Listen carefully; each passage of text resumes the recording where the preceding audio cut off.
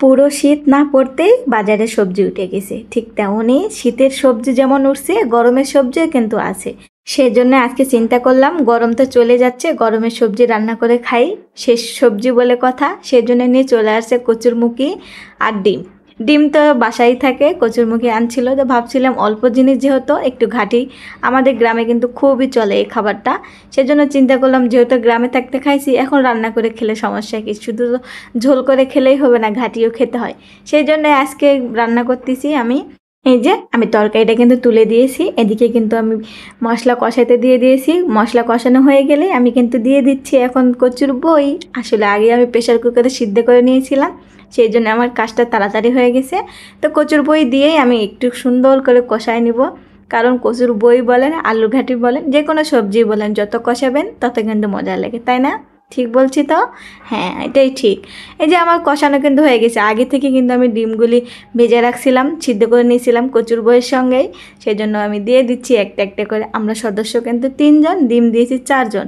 অথচ কেন? আসলে আমার বাচ্চা তো 2বার ভাত খায়, সেই জন্য 2টা ডিম খাওয়াবো। আমরা যেহেতু বড় মানুষ, একটা খেলেই চলবে, সেই জন্যই দেওয়া আর কি। তো এই যে আমি দিয়ে দিলাম, কিন্তু দেখেই কিন্তু আমার জিভের মধ্যে পানি চলে আসছে, কারণ আমার অনেক প্রিয় খাবার এটা। বলতে পারেন যে কচুর বই ঘাটি আবার প্রিয় খাবার, হ্যাঁ এটাই প্রিয় খাবার।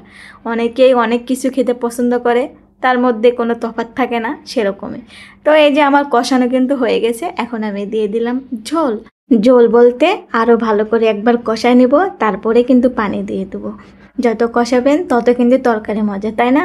তো এই যে আমি কিন্তু পানি দিয়ে দিলাম, দিয়ে এবার কিন্তু ঝোল দিয়ে দিছি, সত্যি বলতেছি আর কিন্তু কষাবো না। মশকরা করতে করতে অনেক সময় পার হয়ে গেল। এখন আমি ঢাকনা দিয়ে ঢেকে রাখছিলাম, রাখার পরে এই যে আমার তরকারিটা কিন্তু বলকটে সুন্দর মতো হয়ে গেছে, দেখতে একদম ইয়াম্মি লাগতেছে না?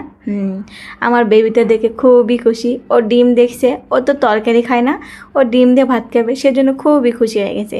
আর আমার হাজব্যান্ড তো দেখে আরও খুশি হয়ে গেছিলো, যেহেতু এটা গরমের খাবার, শীতের সময় আসতেছে, সেজন্য রান্না করা।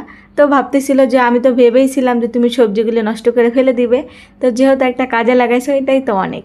তো এই যে আমার কিন্তু রান্নাটা প্রায় কমপ্লিট, এখন আমি ঢেলে নিব।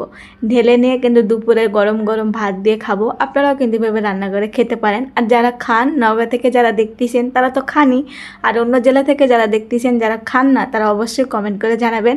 আর একবার হলেও ট্রাই করবেন, রান্না করে দেখবেন কচুর বই দিয়ে ডিম দিয়ে ঘাটি। যদি ভালো না লাগে আমাকে অবশ্যই কমেন্ট করে যাবেন, আমি কিন্তু সেই দায়িত্বটা আমি নেব, ঠিক আছে? এই যে আমার রান্নাবান্না কিন্তু শেষ। তো দুপুরে দাওয়াত রইল আপনাদের, এসে কিন্তু খাই যাবেন।